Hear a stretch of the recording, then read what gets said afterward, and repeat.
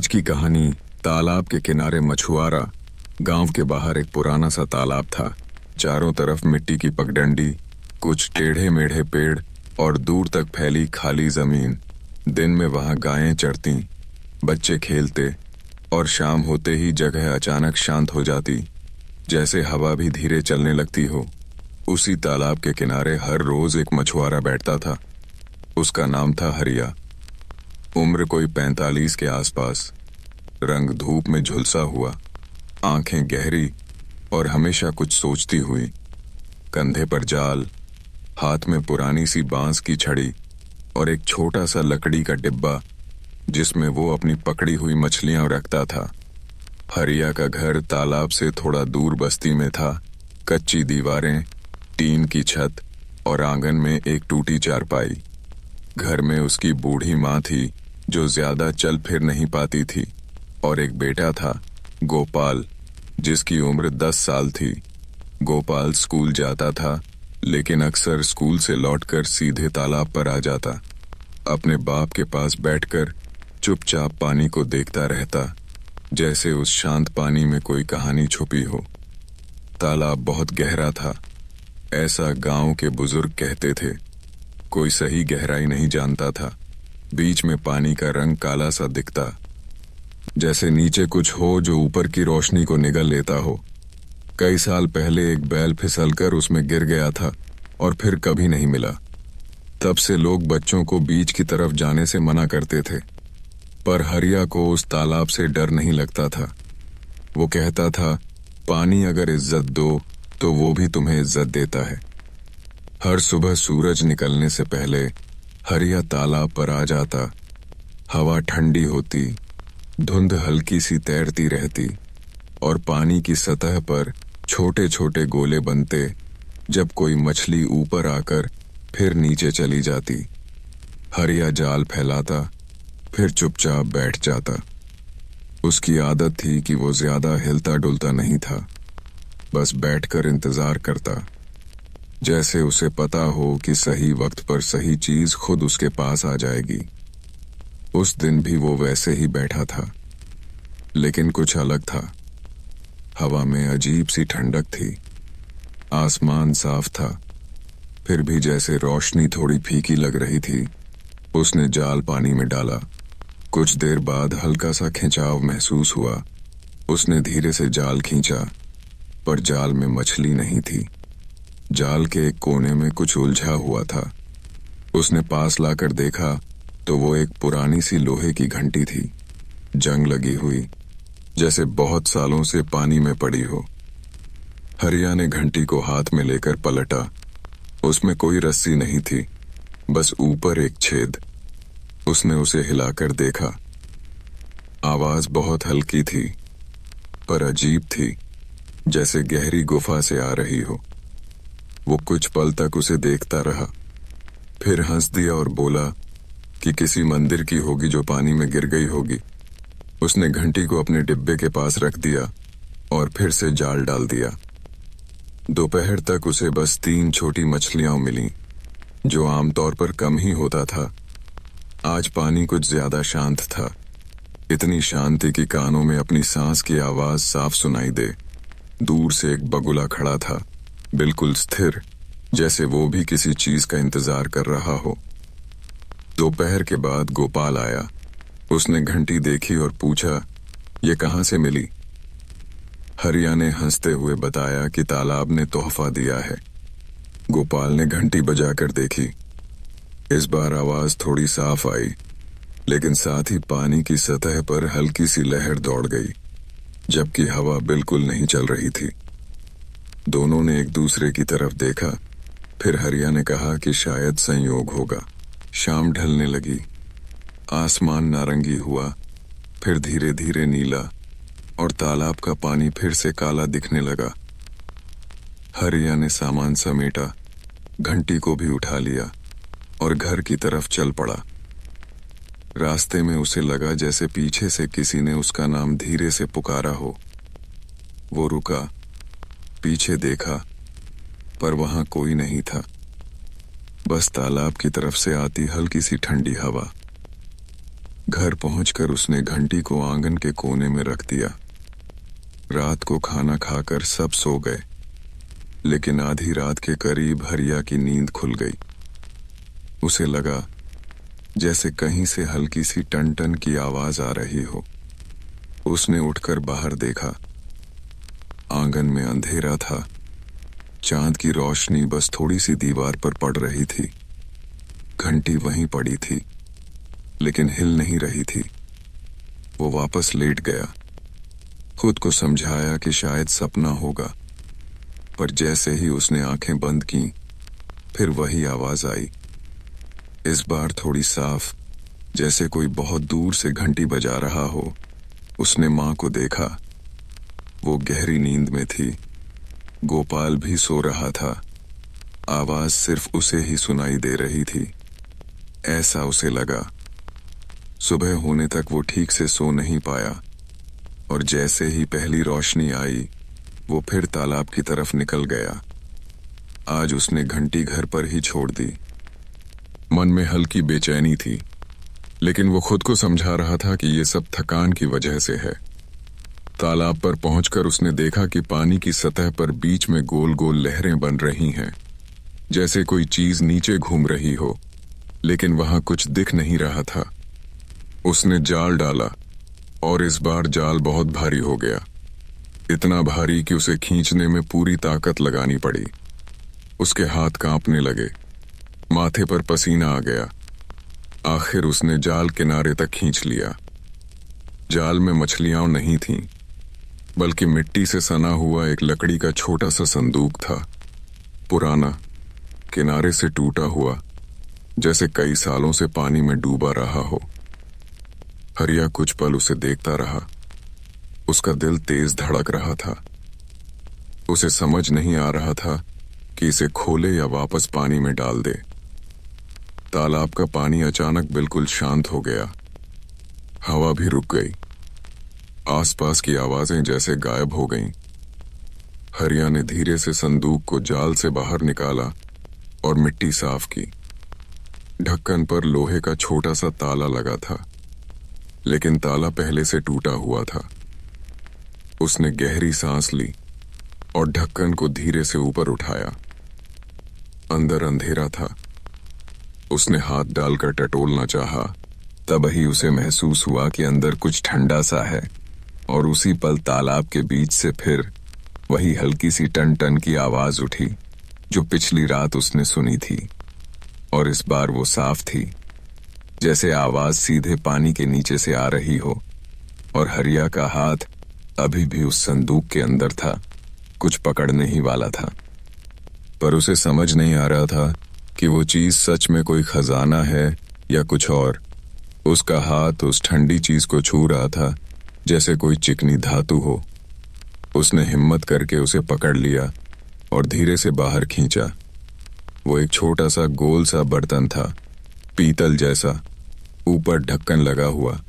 बर्तन पर काई जमी थी और कुछ उभरे हुए निशान बने थे, जिन्हें ठीक से समझ पाना मुश्किल था।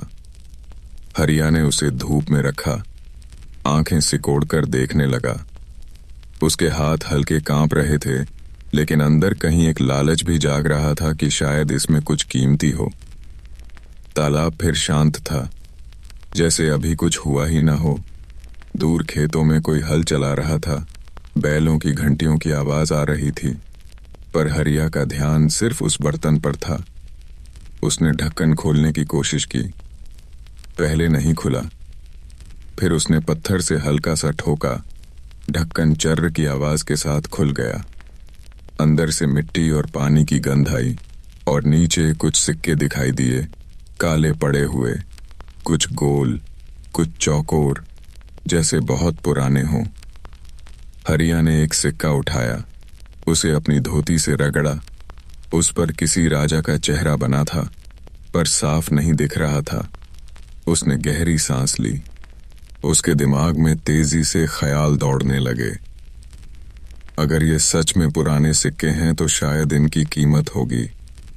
शायद वो अपनी माँ का इलाज करवा सके, गोपाल को अच्छे स्कूल में डाल सके, कच्चे घर की जगह पक्का मकान बनवा सके।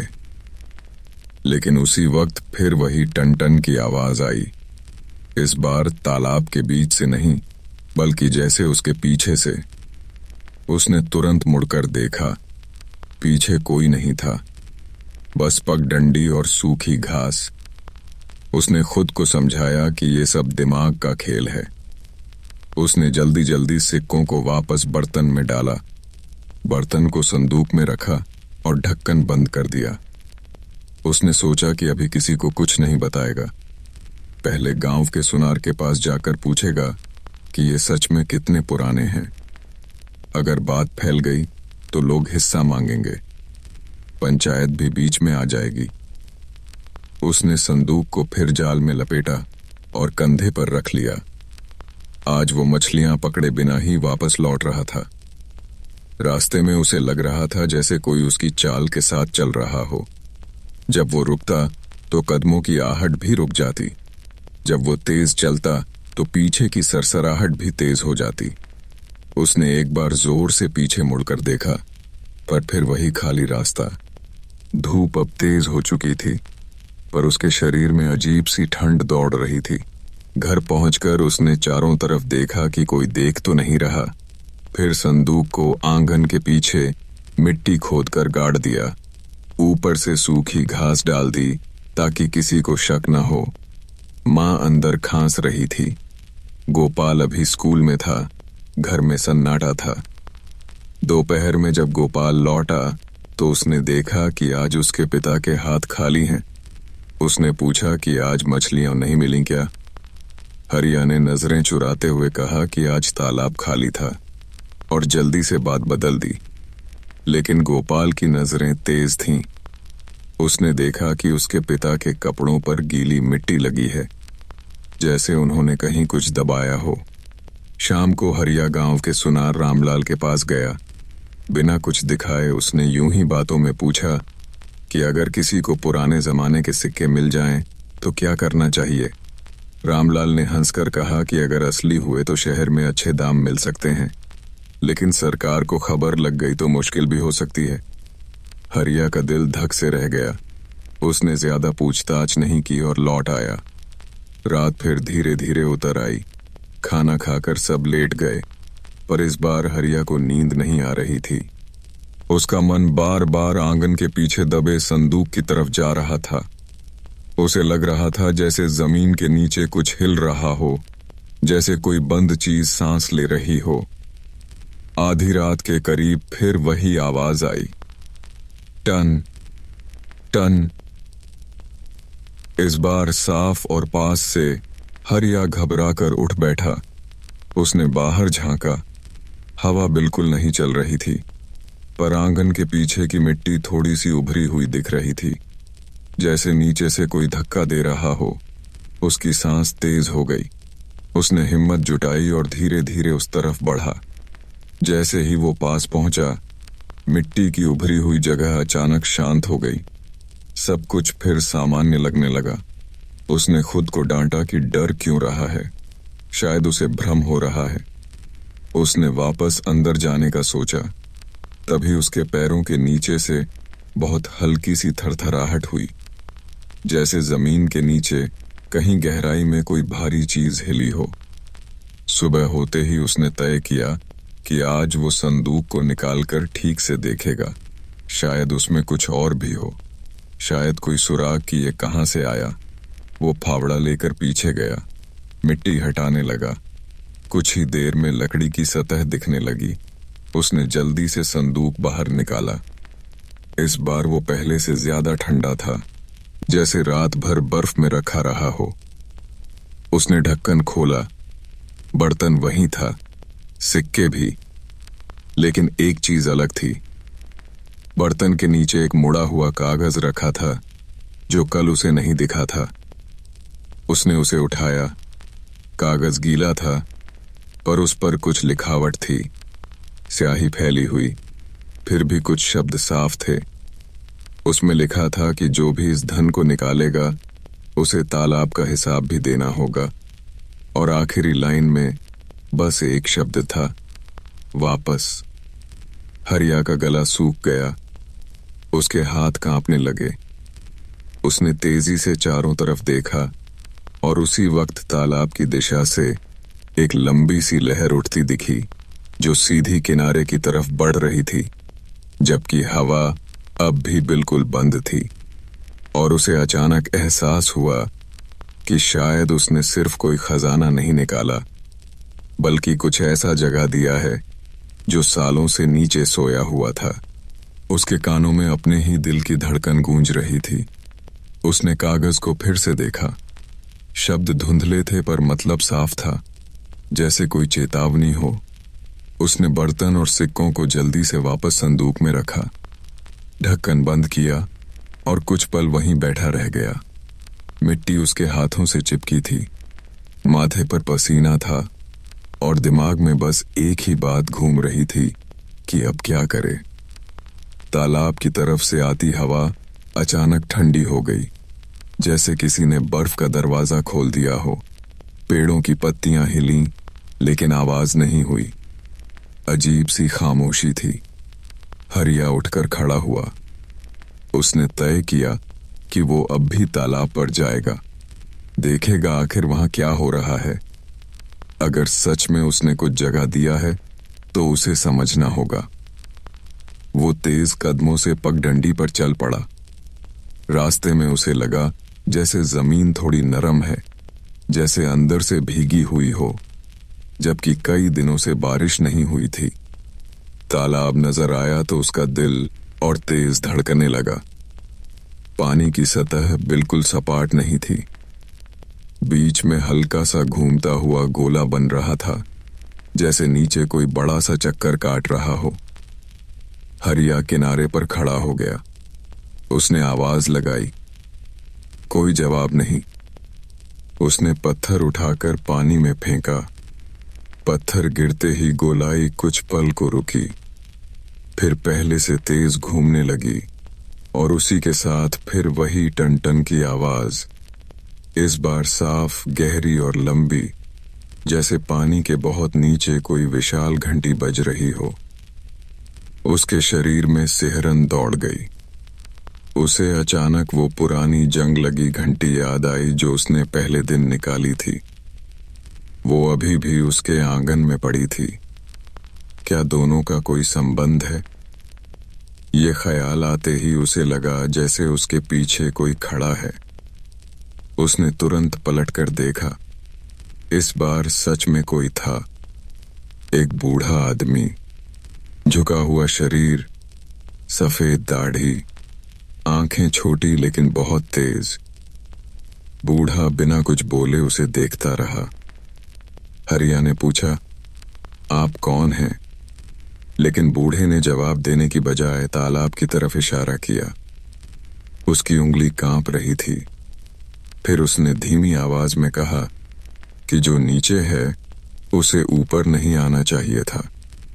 ये कहते ही हरिया का गला सूख गया। उसने पूछा कि आप क्या जानते हैं? बूढ़ा कुछ कदम आगे बढ़ा और बोला कि बहुत साल पहले इस तालाब में एक मंदिर था। पानी कम था तब। फिर एक रात सब डूब गया। लोग कहते हैं कि मंदिर की घंटी आज भी नीचे बंधी है। हरिया का दिमाग घूमने लगा। उसने कहा कि मैंने एक घंटी निकाली थी। बूढ़े की आंखें फैल गईं। उसने तेज आवाज में पूछा, कहाँ है वो? हरिया ने बताया कि घर पर है। बूढ़ा कुछ पल चुप रहा, फिर बोला, उसे वापस डाल दो। जो चीज पानी की है उसे पानी में ही रहने दो, वरना तालाब अपना हक लेगा। हरिया को गुस्सा भी आया और डर भी। उसने कहा कि ये सब कहानियां हैं, मैंने सिर्फ कुछ सिक्के निकाले हैं, इससे क्या होगा? बूढ़ा मुस्कुराया नहीं, बस बोला कि हर चीज का हिसाब होता है, और फिर बिना कुछ कहे मुड़कर चल पड़ा। कुछ ही कदम चला होगा कि जैसे हवा में घुल गया। हरिया ने आंखें मलकर देखा, पर वहां कोई नहीं था, सिर्फ खाली पगडंडी। उसका सिर भारी हो गया। उसे समझ नहीं आ रहा था कि यह सच था या दिमाग का खेल। पर तालाब का घूमता पानी अब और तेज हो चुका था। उसने महसूस किया कि अगर वो अभी कुछ नहीं करेगा तो शायद देर हो जाएगी। वो भागता हुआ घर की तरफ लौटा। घर पहुंचकर उसने आंगन से घंटी उठाई। वो ठंडी थी, जैसे अभी अभी पानी से निकली हो। उसने उसे जोर से हिलाया। आवाज निकली और उसी पल दूर तालाब की दिशा से जवाब में गूंज आई, जैसे किसी ने उसी लय में दूसरी घंटी बजाई हो। उसके हाथ कांप गए। मां अंदर से आवाज दे रही थी कि क्या हुआ, लेकिन वो जवाब नहीं दे पाया। उसने तय किया कि अभी जाकर घंटी को वापस पानी में फेंक देगा, शायद सब शांत हो जाए। वो दौड़ता हुआ फिर तालाब पहुंचा। सांस फूल रही थी। पानी का गोला अब किनारे के करीब आ चुका था, जैसे कुछ ऊपर आने की कोशिश कर रहा हो। हरिया ने बिना देर किए घंटी को पूरी ताकत से बीच की तरफ फेंक दिया। घंटी हवा में घूमती हुई पानी में गिरी। छपाक की आवाज आई। कुछ पल सब शांत रहा, फिर अचानक पानी में तेज हलचल हुई। लहरें चारों तरफ फैल गईं, जैसे किसी ने नीचे से जोर से धक्का दिया हो। हरिया पीछे हट गया। उसके पैरों तक पानी आ गया, ठंडा और भारी। फिर धीरे धीरे हलचल कम हुई, गोलाई टूट गई और पानी फिर से काला और शांत हो गया। टन टन की आवाज भी बंद हो गई। हरिया कुछ देर वहीं खड़ा रहा। उसने राहत की सांस ली। शायद सच में सब खत्म हो गया था। लेकिन तभी उसे याद आया कि संदूक अभी भी उसके घर के पीछे दबा है, सिक्के और वो कागज भी। अगर घंटी से तालाब जागा था तो क्या सिर्फ उसे लौटाने से बात खत्म हो जाएगी? उसके मन में फिर डर की लहर उठी। उसने तय किया कि अब संदूक भी वापस डालना होगा। वो फिर घर लौटा, फावड़ा उठाया, संदूक निकाला। इस बार उसे उठाते ही उसे लगा जैसे अंदर कुछ हिल रहा है, जैसे सिक्के आपस में टकरा रहे हों, जबकि वो पूरी तरह बंद था। उसने उसे कसकर पकड़ा और तालाब की तरफ चल पड़ा। रास्ते में आसमान अचानक बादलों से ढक गया। जबकि सुबह साफ थी, हवा भारी हो गई। तालाब के किनारे पहुंचकर उसने एक पल के लिए सोचा कि अगर ये सब भ्रम है तो वो अपना सब कुछ पानी में फेंक रहा है। लेकिन अगले ही पल उसे वो शब्द याद आए, वापस। उसने आंखें बंद कीं और पूरे जोर से संदूक को पानी के बीच फेंक दिया। संदूक कुछ पल तैरा, फिर धीरे धीरे नीचे डूबने लगा। हरिया उसे डूबते हुए देखता रहा, जब तक वो पूरी तरह गायब नहीं हो गया। कुछ सेकंड तक कुछ नहीं हुआ। फिर पानी के बीच से एक बड़ा सा बुलबुला उठा, फिर दूसरा, फिर तीसरा, जैसे नीचे से कोई गहरी सांस ले रहा हो। और उसी के साथ बहुत गहरी, बहुत भारी आवाज आई, जो घंटी की नहीं थी, बल्कि जैसे पत्थर के दरवाजे के खुलने की हो। हरिया के पैरों के नीचे की जमीन हल्की सी कांपी और तालाब के बीच का पानी अचानक नीचे धंसता हुआ सा दिखा, जैसे किसी ने अंदर से खींच लिया हो। और काले पानी के नीचे कुछ पत्थर की सीढ़ियां झलकने लगीं, जो पहले कभी दिखाई नहीं दी थीं। हरिया की आंखें फैल गईं। उसने अपनी सांस रोक ली। पानी का स्तर बीच में नीचे जाता दिख रहा था, जैसे तालाब के दिल में कोई गड्ढा खुल गया हो। और उन सीढ़ियों पर काई जमी थी, पत्थर काले और चिकने, जैसे बहुत सालों से धूप नहीं देखी हो। हवा अचानक भारी हो गई।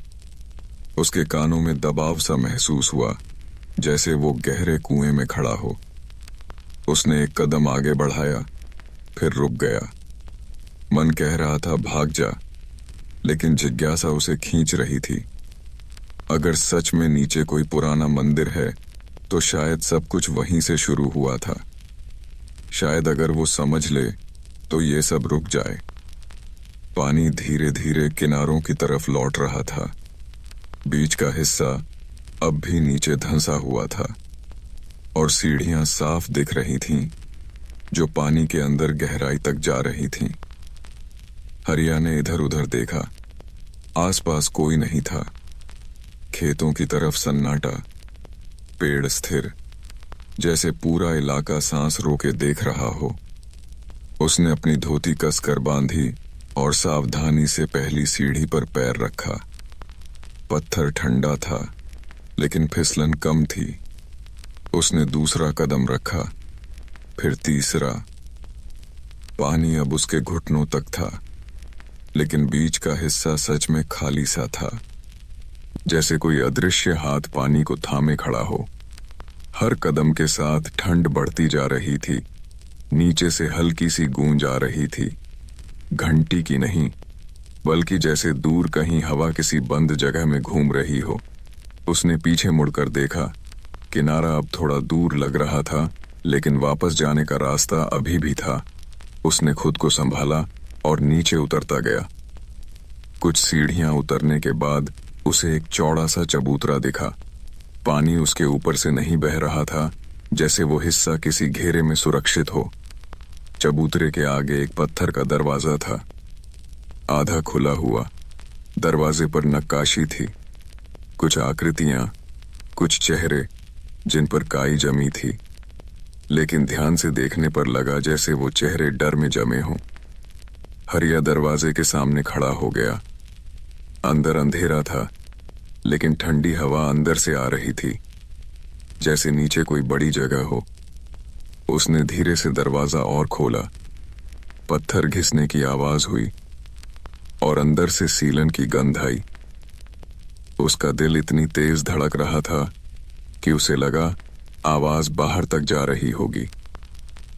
अंदर कदम रखते ही उसे एहसास हुआ कि ये सच में कोई पुरानी इमारत है।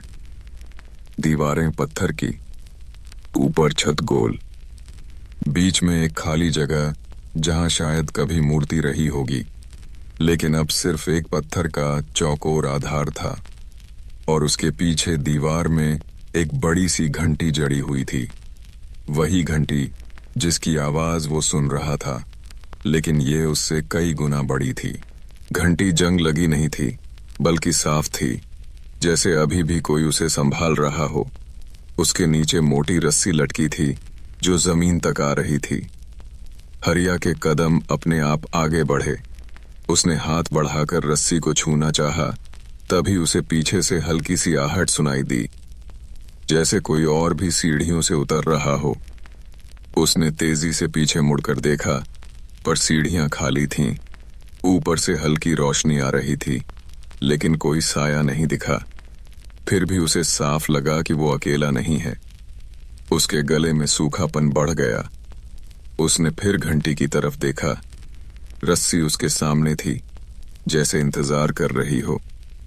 उसके दिमाग में बूढ़े की आवाज गूंजी, जो नीचे है उसे ऊपर नहीं आना चाहिए था, लेकिन अब तो वो खुद नीचे आ चुका था।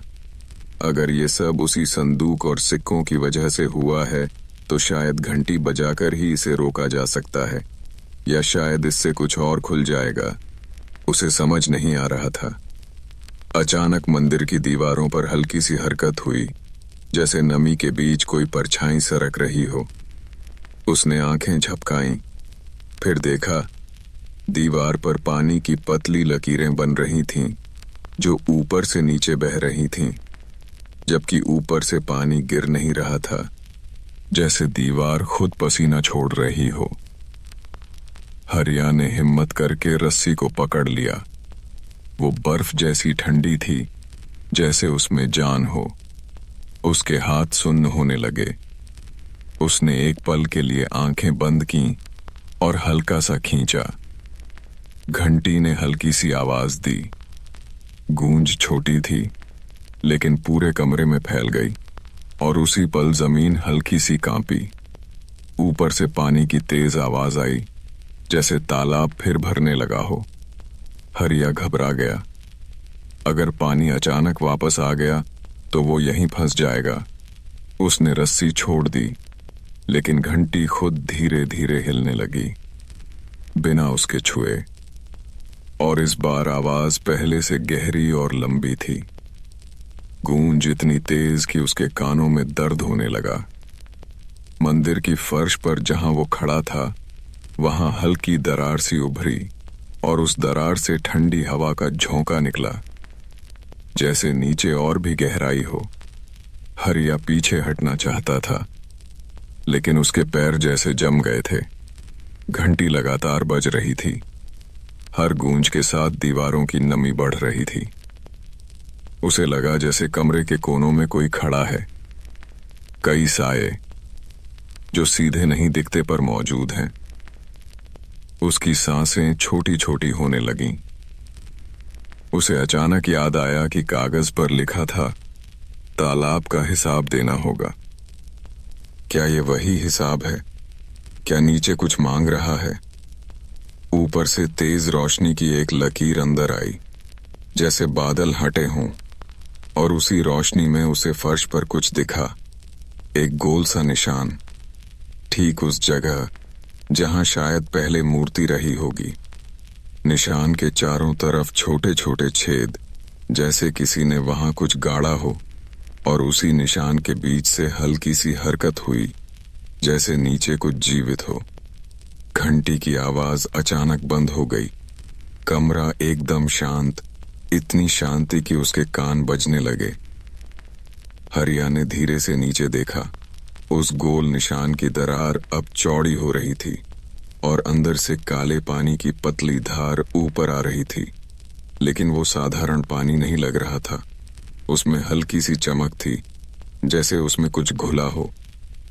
उसने पीछे हटने की कोशिश की, तभी सीढ़ियों की तरफ से तेज पानी गिरने की आवाज आई, जैसे तालाब का सारा पानी वापस अपनी जगह भरने लगा हो। अगर पानी पूरी तरह लौट आया तो ये पूरा मंदिर फिर डूब जाएगा और वो अंदर फंस जाएगा। उसके पास बस कुछ ही पल थे, लेकिन सामने फर्श के बीच से जो दरार खुल रही थी, उसके अंदर से अब साफ आवाज आ रही थी। कोई शब्द नहीं, बस भारी सांसों जैसी गूंज जो हर सेकंड तेज हो रही थी। हरिया को लगा जैसे वो आवाज उसके सीने के अंदर गूंज रही हो, जैसे कोई और दिल उसके दिल के साथ धड़क रहा हो। मंदिर की फर्श कांप रही थी, ऊपर से पानी गिरने की गरज साफ सुनाई दे रही थी।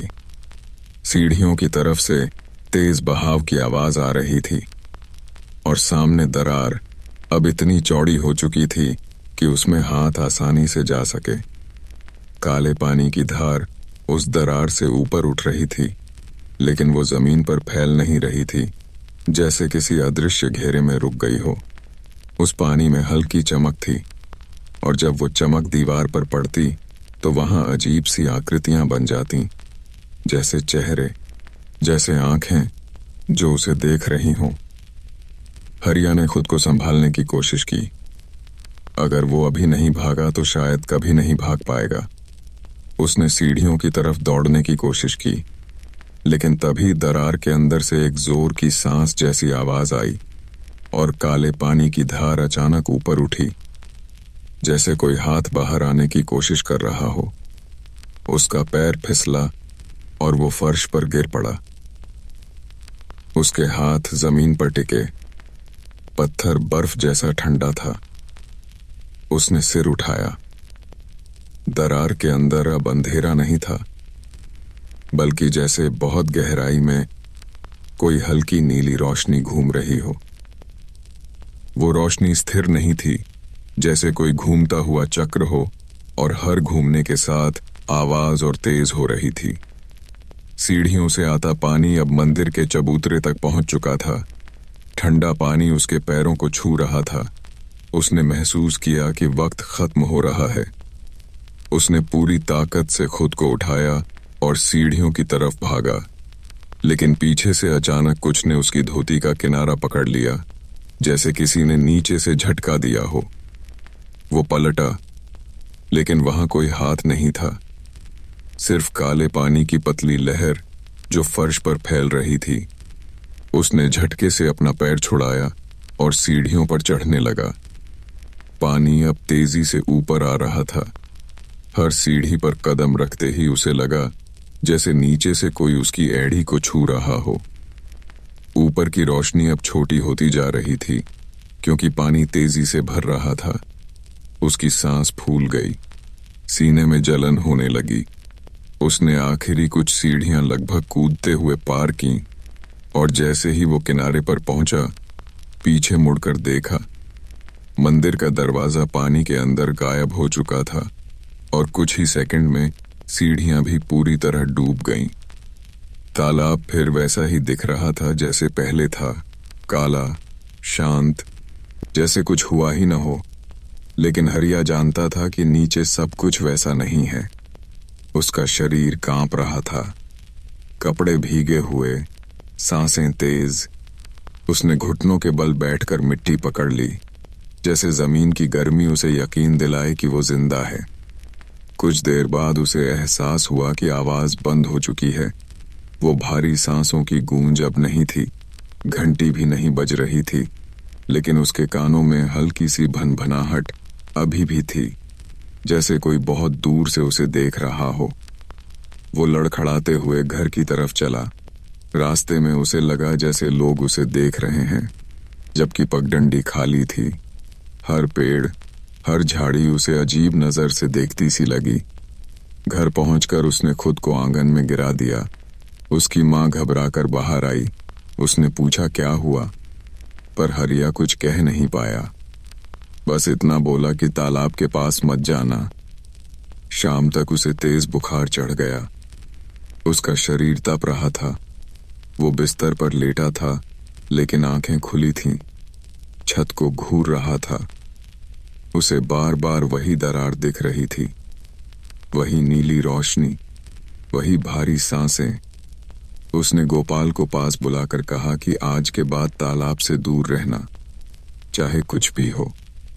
रात गहरी हुई, बाहर सन्नाटा, लेकिन उसके भीतर शोर था। आधी रात के करीब उसकी आंख लग गई और उसने सपना देखा। वो फिर उसी मंदिर में खड़ा है, लेकिन इस बार पानी नहीं है, सब सूखा है और सामने वही दरार पूरी तरह खुली हुई है।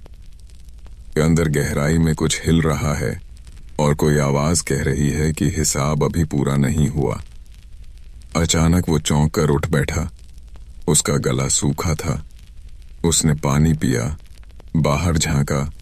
तालाब दूर अंधेरे में था। सब सामान्य लग रहा था, लेकिन तभी उसे आंगन के कोने से हल्की सी टप टप की आवाज सुनाई दी, जैसे कहीं से पानी टपक रहा हो। वो धीरे से उठा और उस तरफ गया। मिट्टी सूखी थी, लेकिन बीच में एक छोटा सा गीला दाग बना था, जैसे जमीन के अंदर से नमी ऊपर आ रही हो। उसने हाथ लगाया। मिट्टी ठंडी थी और उस ठंड में वही हल्की सी चमक थी जो उसने मंदिर की दरार में देखी थी। उसका दिल फिर तेजी से धड़कने लगा। उसने पीछे हटना चाहा, तभी उस गीली मिट्टी के बीच से बहुत हल्की सी हरकत हुई, जैसे अंदर कुछ घूम रहा हो, और उसी के साथ बहुत धीमी लेकिन साफ आवाज आई, टन। इतनी हल्की कि अगर वो पास न होता तो शायद सुन ही न पाता। और उसे समझ आ गया कि जो कुछ नीचे था वो सिर्फ तालाब में नहीं है, उसका एक हिस्सा अब उसके घर तक पहुंच चुका है। हरिया कुछ पल वहीं जमे खड़ा रहा। उसकी सांस अटक गई। गीली मिट्टी के उस छोटे से गोल दाग में हल्की सी लहर उठी, जैसे कोई अंदर से उंगली फिरा रहा हो। उसने झटके से पीछे कदम रखा, लेकिन नजरें हट नहीं पा रही थीं। आवाज फिर आई, टन। इस बार थोड़ी साफ, जैसे बहुत पतली धातु कहीं अंदर टकराई हो। उसने जल्दी से फावड़ा उठाया। मन में डर और गुस्सा दोनों थे। अगर ये चीज यहां तक आ सकती है तो इसे यहीं रोकना होगा। उसने गीली जगह के चारों तरफ मिट्टी खोदनी शुरू की। हर वार के साथ मिट्टी ढीली होती गई, लेकिन नीचे जाते ही ठंड बढ़ती गई, जैसे जमीन के अंदर बर्फ भरी हो। कुछ ही इंच नीचे उसे काली नमी दिखी, वही हल्की चमक लिए हुए। उसने और खोदा। अचानक फावड़ा किसी सख्त चीज से टकराया। टक की आवाज आई। उसने हाथ से मिट्टी हटाई। नीचे पत्थर का गोल किनारा था, बिल्कुल वैसा ही गोल जैसा मंदिर के फर्श पर था। उसका सिर चकराने लगा। क्या तालाब के नीचे का रास्ता यहाँ तक फैला है, या ये कोई और दरार है जो फैल रही है? माँ अंदर से पुकार रही थी कि क्या कर रहे हो, पर उसकी आवाज दूर सी लग रही थी। हरिया अब पूरी तरह उस गोल पत्थर पर ध्यान लगाए था। पत्थर के बीच में बहुत पतली सी रेखा थी, जैसे ढक्कन हो, और उसी रेखा से ठंडी हवा ऊपर आ रही थी। उसने हाथ रखा तो उंगलियों में झंझनाहट दौड़ गई। अचानक पत्थर के नीचे से बहुत हल्की सी धड़कन महसूस हुई, जैसे कोई दिल धड़क रहा हो। हर धड़कन के साथ मिट्टी हल्की सी उठती, फिर बैठ जाती। हरिया का डर अब साफ था। अगर ये खुल गया तो शायद वही चीज ऊपर आएगी जो मंदिर की दरार में थी। उसने मिट्टी वापस भरने की कोशिश की, तेजी से, जैसे किसी जख्म पर पट्टी बांध रहा हो। लेकिन जैसे ही उसने ऊपर मिट्टी डाली, नीचे से ठंडी हवा का झोंका आया और मिट्टी खुद ब खुद किनारे खिसक गई। पत्थर का गोल निशान फिर साफ दिखने लगा, और उसी पल उसके कानों में वही भारी सांसों की गूंज फिर लौट आई। गोपाल बाहर आ गया था। उसने पूछा कि बाबू क्या हुआ। हरिया ने उसे डांटकर अंदर भेजा। आवाज में डर था, गुस्सा नहीं। उसने कहा, दरवाजा बंद कर ले, चाहे कुछ भी हो बाहर मत आना। गोपाल घबराकर अंदर चला गया। आसमान पर बादल घिराए थे, बिना बारिश के। हवा भारी थी, जैसे पूरा गांव किसी दबाव में हो। दूर कहीं कुत्ते भौंकने लगे, फिर अचानक चुप हो गए। हरिया ने देखा कि पत्थर की उस रेखा से अब हल्की नीली रोशनी झलक रही है, वही घूमती हुई चमक जो उसने मंदिर में देखी थी। उसने तय किया कि अगर ये खुलने वाला है तो उसे पहले से तैयार रहना होगा। वो दौड़कर अंदर गया। रस्सी, पुरानी लोहे की छड़ और एक मोटा कपड़ा उठा लाया। उसका इरादा था कि पत्थर के ढक्कन को कसकर बांध देगा, किसी तरह दबा देगा। जैसे ही वो वापस उस गड्ढे के पास पहुंचा, पत्थर थोड़ा ऊपर उठा हुआ दिखा, बस एक उंगली जितना, और उस दरार से ठंडी भाप जैसी चीज निकल रही थी। जमीन के चारों तरफ हल्की दरारें फैल रही थीं, जैसे कोई जाल बुन रहा हो। उसने लोहे की छड़ उस दरार में फंसाई और जोर से दबाया। पत्थर नीचे धंसता महसूस हुआ, लेकिन उसी पल नीचे से इतनी तेज धड़कन आई कि छड़ उसके हाथ से छूट गई। उसके कानों में तेज गूंज हुई। आंखों के आगे अंधेरा छाने लगा। फिर एक पल को सब शांत। जब उसने आंखें खोलीं तो देखा कि पत्थर पूरी तरह खुला नहीं है, लेकिन दरार अब साफ दिख रही है। अंदर घूमती नीली रोशनी और साफ, और उस रोशनी के बीच जैसे कोई आकार बन रहा हो, स्थिर नहीं, लेकिन मानो कोई चेहरा बनने की कोशिश कर रहा हो। हरिया ने पीछे हटते हुए दीवार का सहारा लिया। उसका दिमाग भागने को कह रहा था, लेकिन पैरों में ताकत नहीं थी। तभी जमीन के नीचे से एक भारी सी आवाज आई। शब्द नहीं, लेकिन जैसे कोई बहुत पुरानी भाषा में कुछ बोल रहा हो। आवाज सीधे उसके सिर के अंदर गूंज रही थी। उसे लगा जैसे कोई उससे कुछ मांग रहा है, कोई अधूरा काम, कोई वादा। उसे याद आया कि सिक्के उसने वापस डाल दिए थे, घंटी भी। फिर भी हिसाब क्यों बाकी है? क्या सिर्फ चीजें लौट आना काफी नहीं था? अचानक उसे मंदिर का वो चौकोर आधार याद आया, जहां शायद मूर्ति रही होगी। क्या वो जगह खाली इसलिए थी क्योंकि कुछ वहां से हटाया गया था? क्या वो संदूक उसी जगह से निकला था? और अगर ऐसा है तो क्या नीचे कुछ अभी भी गायब है? उसके सोचते ही पत्थर की दरार से एक पतली काली लकीर बाहर निकली, जैसे पानी नहीं बल्कि धुआं हो। वो लकीर हवा में कुछ पल टिकी, फिर सीधे उसकी तरफ बढ़ी। उसने हाथ से हटाने की कोशिश की, लेकिन वो उसके सीने से टकराई और जैसे अंदर समा गई। उसके शरीर में बिजली सी दौड़ गई। उसने जोर से सांस ली और उसके कानों में वही घंटी की गूंज भर गई, लेकिन अब वो बाहर नहीं बज रही थी, वो उसके अंदर बज रही थी। हर धड़कन के साथ टन टन टन। और उसी के साथ उसके सामने पत्थर का ढक्कन अचानक पूरी तरह खुल गया। अंदर घूमती नीली रोशनी तेज हो गई और उस रोशनी के बीच अब साफ एक आकार दिख रहा था, जैसे कोई ऊपर आने के लिए सीढ़ियां तलाश रहा हो। हरिया की सांस रुक सी गई। नीली रोशनी अब गोल घूमने के बजाय ऊपर की तरफ लंबी हो रही थी, जैसे धुएं की पतली लकीर जो सीधी आसमान की तरफ उठती है। उस रोशनी के बीच एक धुंधला सा आकार बन रहा था, सिर जैसा, कंधे जैसे, लेकिन पूरा साफ नहीं, जैसे पानी में खड़ा कोई साया। उसके सीने के अंदर बजती घंटी अब और तेज हो गई। हर धड़कन के साथ उसे लगा जैसे कोई अंदर से दरवाजा पीट रहा हो। उसने अपने सीने पर हाथ रखा। दिल बहुत तेजी से धड़क रहा था, लेकिन उस धड़कन के पीछे कोई और लय थी जो उसकी नहीं थी। गड्ढे से उठती ठंडी हवा अब पूरे आंगन में फैल रही थी। मिट्टी सूखने के बजाय और गीली होती जा रही थी। दीवारों पर नमी की लकीरें उभर आई थीं, जैसे तालाब का पानी जमीन के नीचे से रास्ता बनाकर यहां तक पहुंच रहा हो। और उस रोशनी का आकार अब गड्ढे के किनारे तक आ चुका था। हरिया पीछे हटते हटते दरवाजे से जा टकराया। उसके दिमाग में बस एक ही ख्याल था कि अगर ये पूरी तरह बाहर आ गया तो शायद सिर्फ उसका घर नहीं, पूरा गांव खतरे में होगा। उसने हिम्मत जुटाई और पास पड़ी मोटी लकड़ी उठाई, जैसे किसी जानवर को भगाने जा रहा हो। नीली रोशनी अचानक ठहर गई।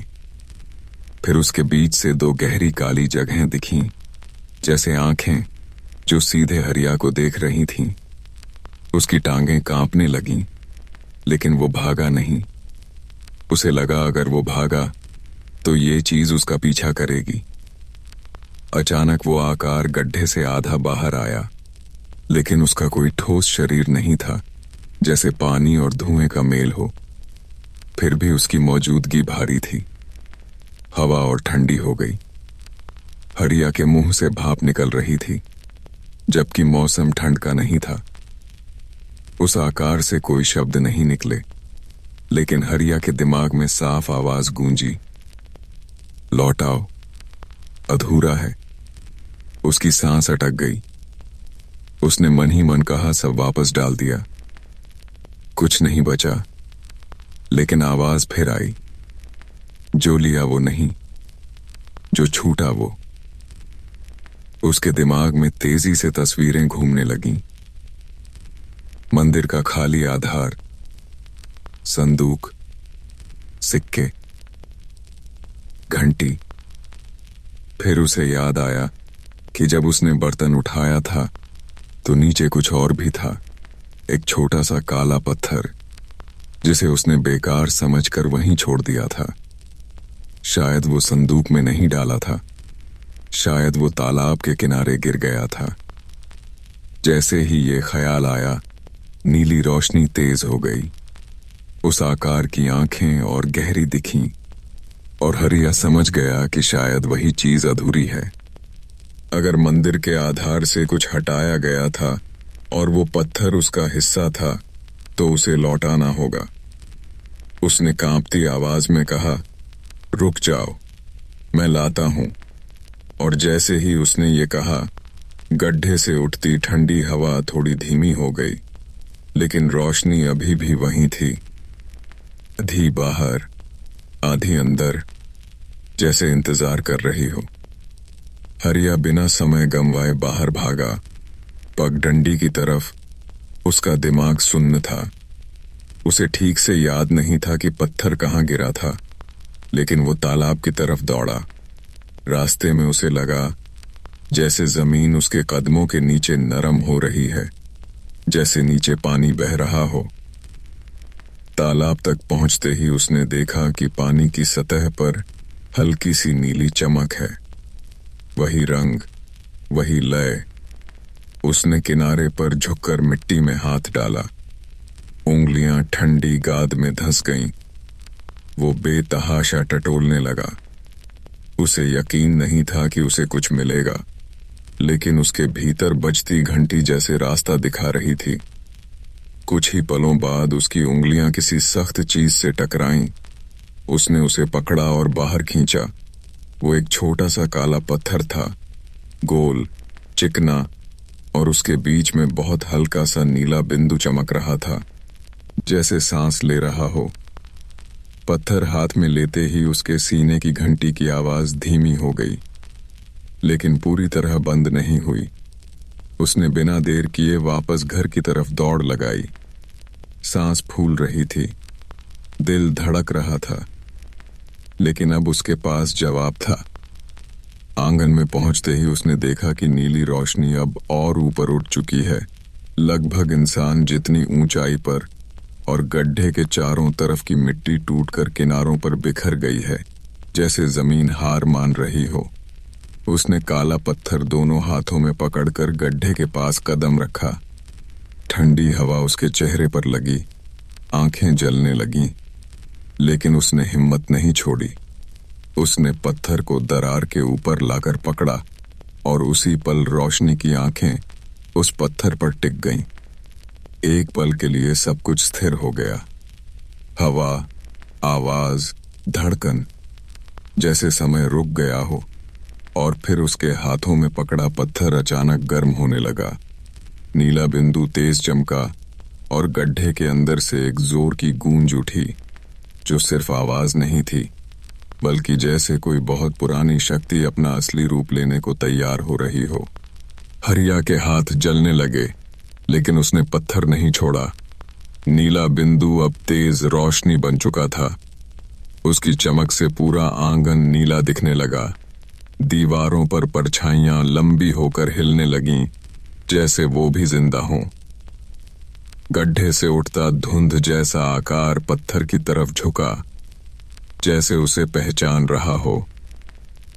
हरिया को साफ महसूस हुआ कि ये दोनों एक ही चीज के हिस्से हैं, जैसे ताला और चाबी, और अगर उसने सही किया तो शायद सब खत्म हो जाएगा, लेकिन अगर गलती हुई तो शायद वो खुद भी नहीं बचेगा।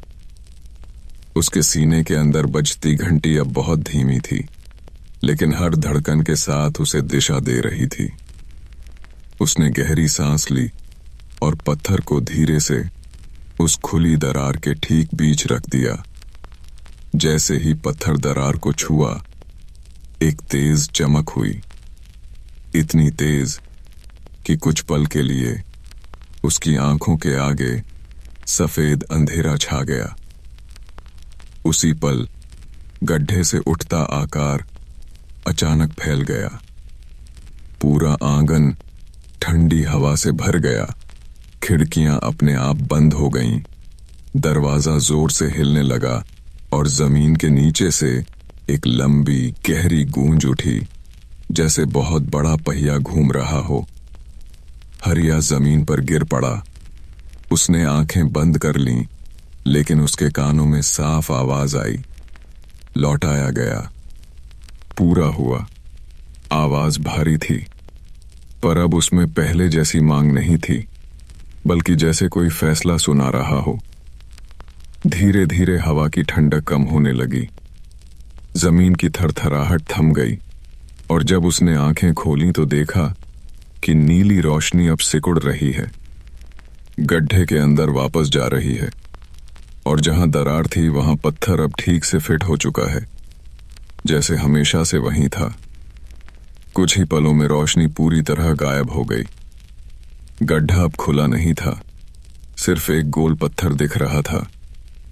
जमीन के बराबर उसके किनारे मिट्टी खुद ही भरने लगी, जैसे किसी ने अंदर से धक्का देकर उसे सील कर दिया हो। हरिया धीरे से उठा। उसके हाथ कांप रहे थे, लेकिन सीने की घंटी की आवाज अब पूरी तरह बंद थी। उसने गहरी सांस ली। हवा अब सामान्य थी। ठंड खत्म। आसमान के बादल भी धीरे धीरे हटने लगे। उसने चारों तरफ देखा। आंगन फिर वैसा ही था। दीवारें सूखी, मिट्टी साधारण, जैसे कुछ हुआ ही न हो। लेकिन उसे पता था कि सब बदल चुका है।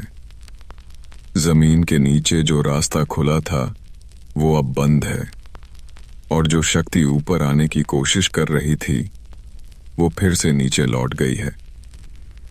उसी वक्त उसे तालाब की दिशा से हल्की सी लहर की आवाज सुनाई दी। इस बार डर नहीं था। वो धीरे से पगडंडी की तरफ चला, तालाब तक पहुंचा। पानी बिल्कुल शांत था, लेकिन बीच में हल्का सा गोल निशान बन रहा था, जैसे नीचे कुछ स्थिर होकर बैठ गया हो। उसने ध्यान से देखा। पानी के नीचे एक पल के लिए उसे पत्थर की सीढ़ियों की हल्की झलक दिखी, फिर सब सामान्य।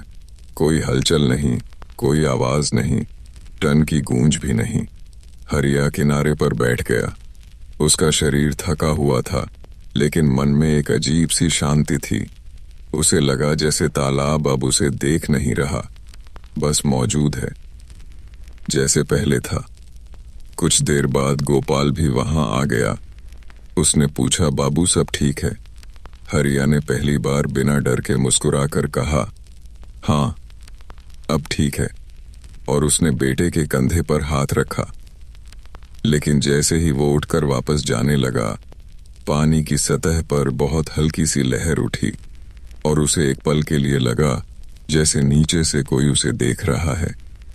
पर उस नजर में अब गुस्सा नहीं था, बस एक ठंडी सी चेतावनी कि जो नीचे है उसे नीचे ही रहने देना।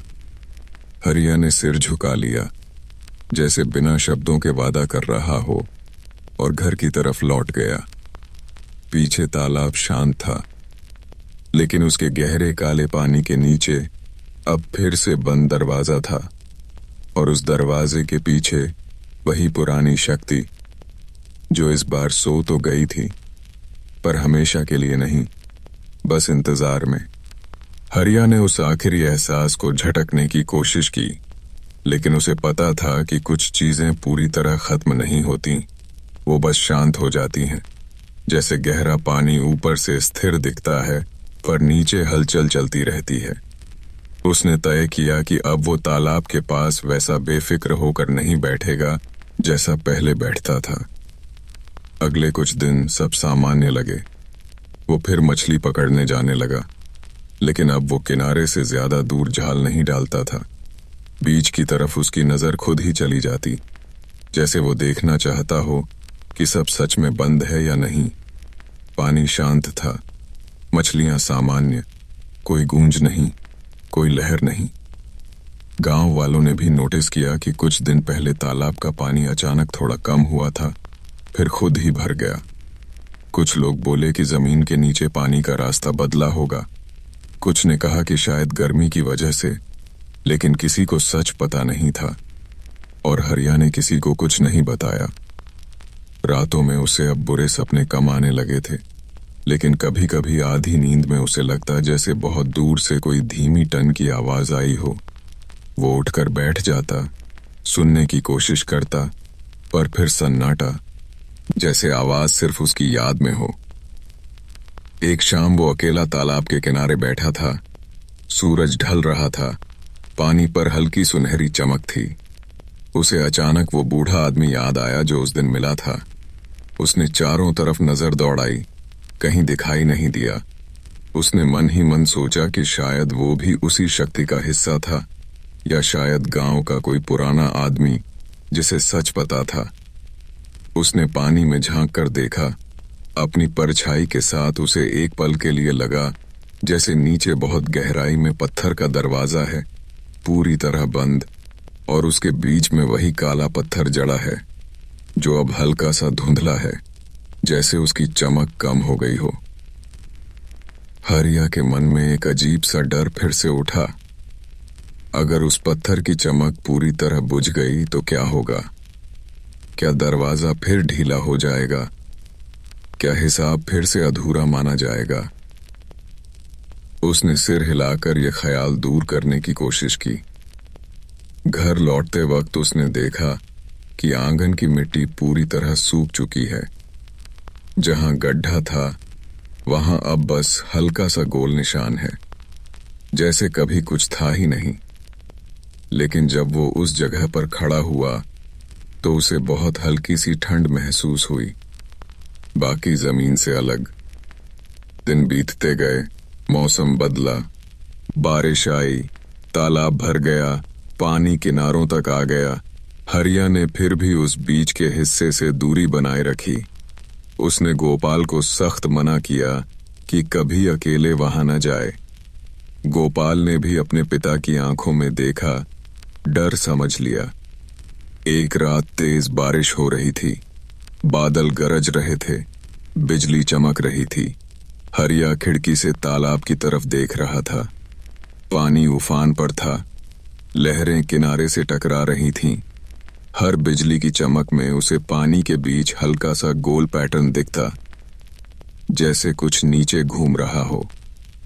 उसने खुद को समझाया कि ये सिर्फ बारिश की वजह से है, लेकिन जैसे ही एक तेज बिजली गिरी, कुछ पल के लिए पूरा तालाब रोशनी में नहा गया और उस चमक में उसे साफ दिखा पानी के ठीक बीच में हल्का सा धंसा हुआ हिस्सा, जैसे कोई बहुत भारी चीज नीचे से ऊपर की तरफ दबाव बना रही हो। उसका दिल फिर तेज धड़कने लगा। उसने दरवाजा खोला और बारिश में बाहर निकल आया। भीगता हुआ वो तालाब तक गया। बारिश की बूंदें पानी पर गिर रही थीं, लहरें उठ रही थीं, लेकिन उस धंसे हुए हिस्से की हल्की गोलाई बारिश के बीच भी बनी हुई थी। अचानक उसके सीने में बहुत हल्की सी कंपन हुई, जैसे बहुत दूर कहीं घंटी एक बार बजी हो। टन, बहुत धीमी, लगभग खोई हुई। उसने आंखें बंद की, सांस रोकी, फिर कुछ नहीं, सिर्फ बारिश की आवाज। वो कुछ देर वहीं खड़ा रहा, फिर धीरे से वापस लौट आया। उसने तय किया कि शायद ये सिर्फ उसका डर है, जो हर आवाज में वही गूंज ढूंढता है। लेकिन उसके मन के बहुत गहरे हिस्से में एक सवाल बैठ गया था, क्या सच में सब खत्म हो गया है, या पत्थर सिर्फ कुछ समय के लिए दरवाजा थामे हुए है। उस रात उसे फिर सपना आया, लेकिन इस बार मंदिर नहीं था, सिर्फ एक गहरा अंधेरा, और उस अंधेरे में बहुत दूर एक छोटा सा नीला बिंदु जो धीरे धीरे टिमटिमा रहा था, कभी तेज कभी मंद, जैसे कोई सांस ले रहा हो।